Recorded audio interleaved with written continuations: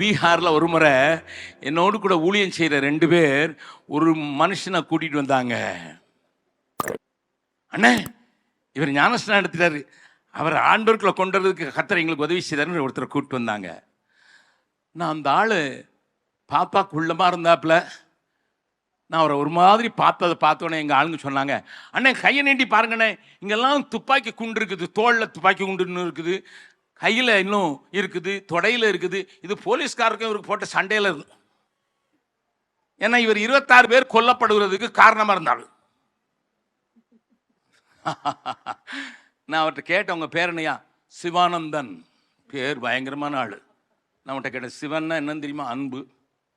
அன்பும் ஆனந்தமும் சேர்ந்த ஆள் 26 பேரை கொண்டுட்டு போலீஸ்காரங்கிட்ட இத்தனை துப்பாக்கி வாங்கி வச்சிருக்கேன்னு சொல்லிட்டு அவன்கிட்ட கொஞ்சம் பேசிட்டு நான் அவன்கிட்ட 3 கேள்வி கேட்டேன்.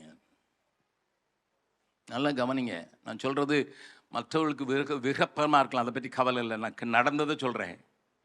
அவன் கேட்டேன், எப்படிடா இவ்வளோ காட்டேரி மாதிரி? அவன் ஒரு நக்சல் பாரதி கூட்டத்தில் சேர்காட்டிங்கிற இடத்துல ஒரு மலைக்குள்ளே குகைக்குள்ளே வாழ்ந்துருந்தா, அவனை சுற்றி 3 ரவுண்டு துப்பாக்கி ஏந்தினவர்கள் எப்பொழுதும் இருப்பாங்க. எங்கள் ஆளுங்களில் ஒருத்தருக்கு அவருக்கு சொந்தக்காரங்கனால உள்ளே போய் அவருக்கு ஆண்டவருடைய அன்பை சொல்லி அவர் ஆண்டவருக்கு மனம் திரும்ப வச்சு கொண்டு வந்து என் முன்னால் நிறுத்தினாங்க. நல்லா கவனிங்க, நான் அவரை கேட்டேன், எப்படிடான? அந்த ஆள் சொன்னார், 6 வயசுலேருந்து நான் துருன்னு இருந்தேன். எங்கள் அம்மா எங்கேயா கோயிலுக்கும் கொண்டு போனா, நான் ரொம்ப துருந்ததுனால 6 வயசுலேருந்து எல்லா கோயிலையும் பார்த்தேன், எல்லா சாமியும் எதையாவது தூக்கிட்டு நிற்குது.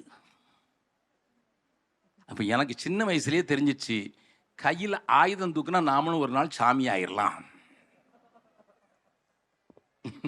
ஒரு சாமியாவது வெறுங்கையா இல்லை.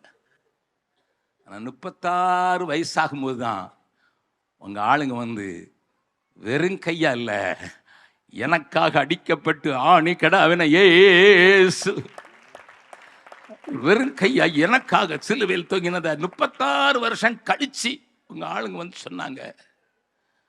அப்பந்தான் உண்மையான ஜீவனுள்ள தேவன், ஜீவன் கொடுக்கிற தேவனை நான் பார்த்ததுனால உடனே இதெல்லாம் ஆகாதுன்னு சொல்லி பாவம் மன்னிப்பக்கு என்று நான் ஞானஸ்நானம் பெற்று இன்றைக்கு அவருடைய பிள்ளையா இருக்கிறேன்னு சொன்னார். ஹல்லேலூயா.